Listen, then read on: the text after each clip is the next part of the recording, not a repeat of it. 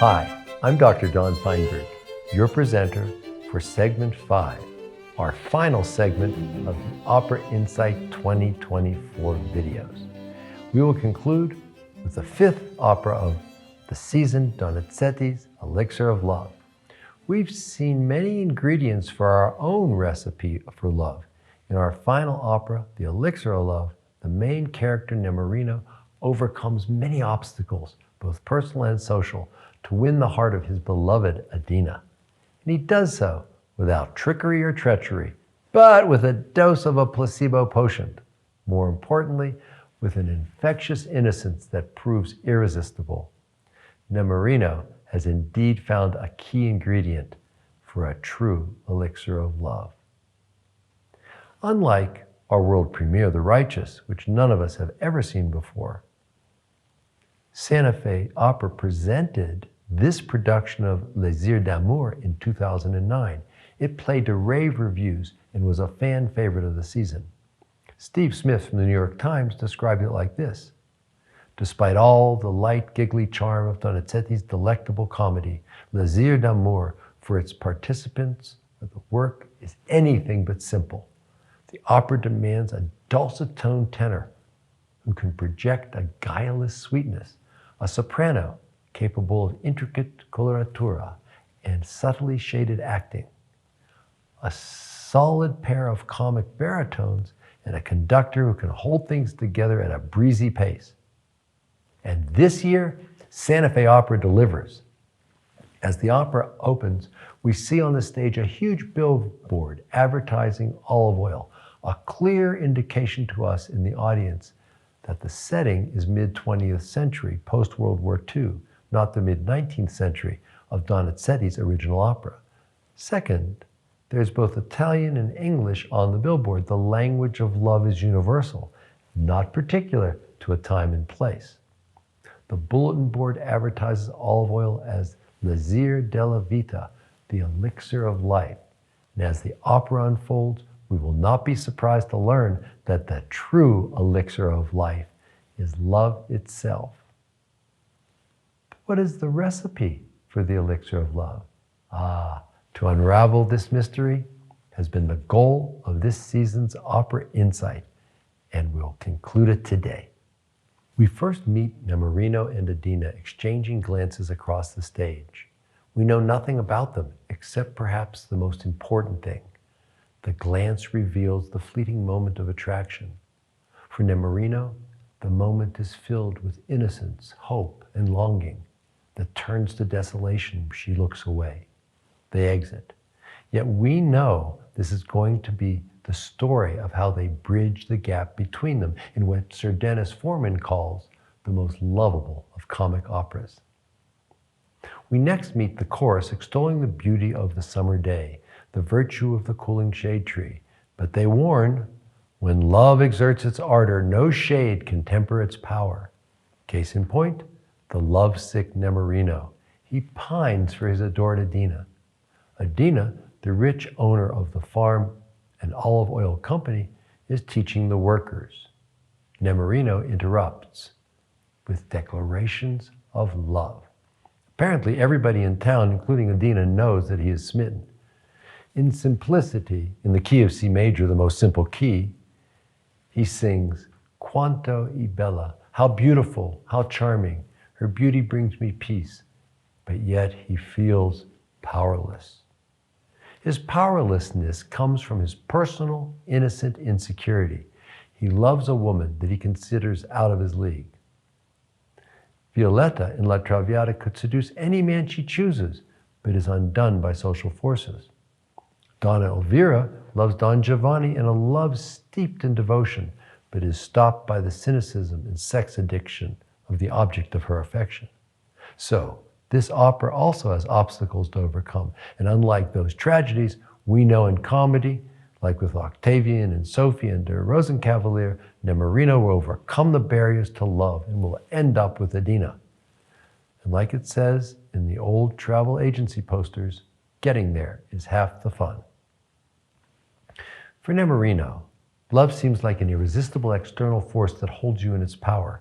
He feels enamored beyond help. The object of this love is adored and idealized. Adina does not reject him because she is rich and he is poor, rather because she is capricious and he is serious. Next, Adina tells, well, actually sings the story within the story, the romantic tale of Tristan and Isolde. This is near and dear to our hearts after our incredible production of this opera in 2022. Tristan and Isolde drink a love potion that transforms their enmity into ardor. And it doesn't end well for them, but this is a comedy, so you know it's going to end up in this opera. People will get married and not buried, so we can remain optimistic. In scene 2, martial music anticipates the arrival of Belcore, the officer that is really no gentleman. He is dashing and full of himself. He is the opposite of the unconfident Nemorino. He hopes to sweep Adina off her feet. He proclaims his love for her, and more importantly, to the point here, he proclaims her love for him. Surely, he goes, you know me, so you'll want me. This aria is certainly not included in the recipe for love, not even a dash. Adina rejects Belcore's advances, giving the lovesick Nemorino hope. Even though Belcore's egotism is a turnoff, Nemorino's bashful approach doesn't do much better. As Queen Elizabeth I told Sir Francis Drake, faint heart has never won fair lady. So that's not in the recipe either. This leads to one of the more memorable trios in the opera, with Nemorino, Belcore, and Adina. And one of the things I love about this opera, when you hear such a trio, is the way in which it evolves part by part. The repetition of the lines allows you to get a glimpse of the seatback titles. And then, when the aria repeats, you don't have to be distracted by reading titles. You can just enjoy the power and pleasure of the music. Let's return to the opera. In terms of our recipe for love, Adina's standoffishness is as ineffective as Belcore's brashness or Nemorino's bashful approaches. Our hero, Nemorino, now faces internal and external obstacles that need to be overcome. In the very next scene, when Nemorino does summon up the courage to talk with Adina and declare his love, she tells him straight out, "It's my nature to be fickle and unfaithful." And she goes on to proclaim, "For it is madness to think of consistent love." Well, there you have it. 3 principal characters and nothing yet for our recipe. And I'm not sure it gets any better in the next scene when the huckster quack, Dr. Dulcamara, arrives to the sound of distant trumpets with his cure-all elixir. The tonic cures everything from apoplexy to scrofula. Yes, that's right, scrofula. It's a condition of glandular swelling thought to be caused by tuberculosis. And that concludes the internal medicine section of the presentation. However, among his many claims for his elixir, there's one of a special interest to Nemorino. Dulcamara claims the elixir can help, quote, gallants who wish to win the kind favor of their mistress's eye. Nemorino buys the elixir, which is in reality cheap wine. He drinks it. Dulcamara tells him it takes 24 hours to kick in because he plans to be long gone from town by then. Nemorino becomes slightly intoxicated and much more confident. Now, in psychological terms, this is called a classic placebo effect. Remember, placebo doesn't mean fake, it just means achieves its effect without the physiological mechanism of the real medicine. And consistent with real-world research, this is what's called an active placebo, meaning it has some effect, just not the claimed effect. Like, for example, an active placebo in medicine might be something that dries the mouth instead of just getting a sugar pill. And it increases the placebo effect dramatically because patients believe because it's doing something, it will do the thing it claims to do. Now, in this case, the intoxication by cheap wine enhances the elixir's supposed effect. Nemorino feels confident in his developing irresistibility. Sure enough, when Adina enters shortly thereafter, it's the tipsy Nemorino ignores her with a drunken tra-la-la. Clearly, she's miffed that he could seem to change his mind so quickly after his recent declaration of love. He had asserted that this could never happen, and then she sees it happening right before her eyes. She's determined to show him that the chains that bind him to her are not so easily broken. Alternatively, he remains confident that when the elixir kicks in, his suffering will end the moment she falls madly in love with him. The words and actions show disharmony, but listen to the beautiful music they make together. The music tells a different story, the story of a budding romance. As described in The Psychology of Love, love is promoted by proximity, and they surely had that. They grew up together in this small village. We can add a pinch of that to our recipe. Things, therefore, seem to be moving along. Unfortunately, Belcore arrives and interrupts them. He would like to smash Nemorino in the face, and he enters into yet another amazing trio. This time, his anger is accompanied by Nemorino's wait until tomorrow, and Adina's being miffed with Nemorino's feigned indifference. She, of course, is right. He's faking, but she has totally the wrong reason. Nemorino is merely biding his time because he knows that tomorrow the magic elixir will activate her full and faithful love for him.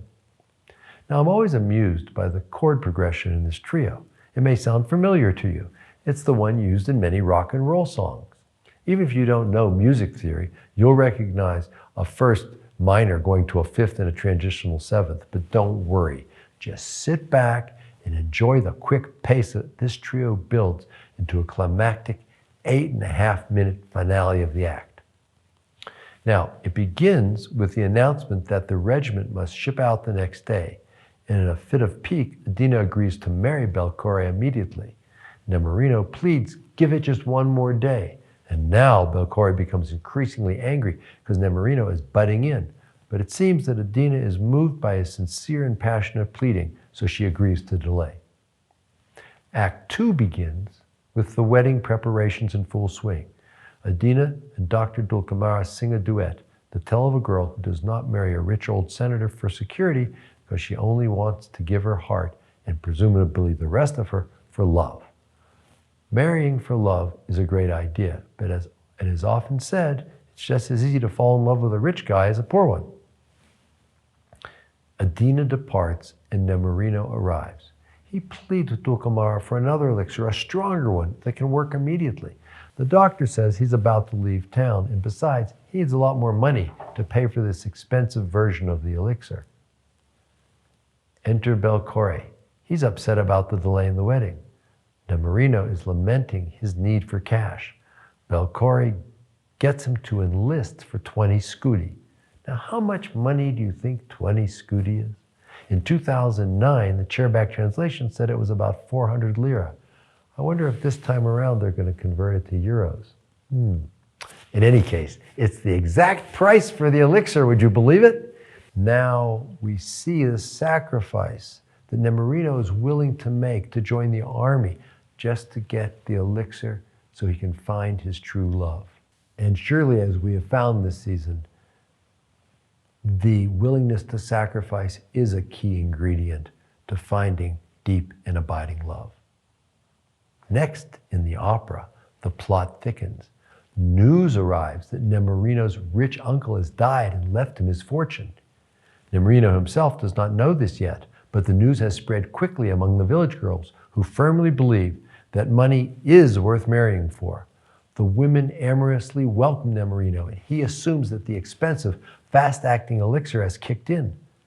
Adina and Dulcamara arrive to this amazing scene, and the quack doctor himself begins to believe maybe his elixir in fact works. And Adina has come to realize that her marriage in a fit of pique was a foolish plan, and that in fact she does love Nemorino, and that now it was too late. Dulcamara explains to her what Nemorino has done, purchased the elixir to win her heart. Adina finally understands she was his true love. She begins to cry because She is sure that she has blown her chances with him. Nemorino notices her crying and proceeds to sing one of the most famous tenor cavatinas in the opera canon, Una furtiva lagrima, a single furtive tears. A cavatina is an aria that does not repeat a section and is sung straight through. And this cavatina expresses the essence of his realization that she truly loves him. We find another ingredient of love, true passion for the beloved, thinking of their well-being above your own. It has been said that in real love, you want the other person's good, and when you fall in love, you just want the other person. Well, not here anymore. Adina reminds us, true love is not being adored or loved, but the expression of loving.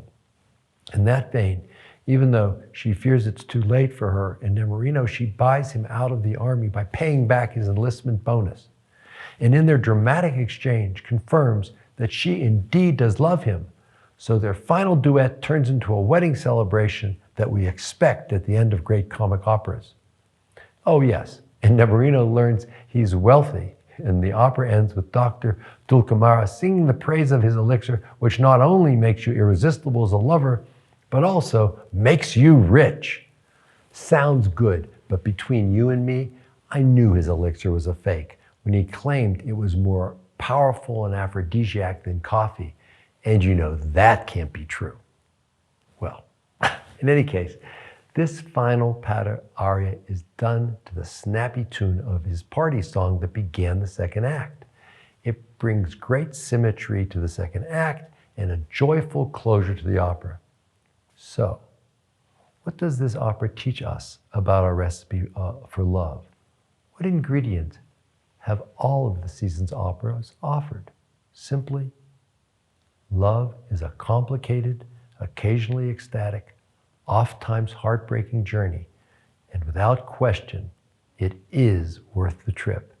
Just like experiencing a festival season at Santa Fe Opera, I think you'll find the journey worth your while. So, with thanks to our General Director, Robert Maya, and the whole team at Santa Fe Opera's Department of Community Engagement, we conclude Opera Insight 2024. See you up at the Opera House.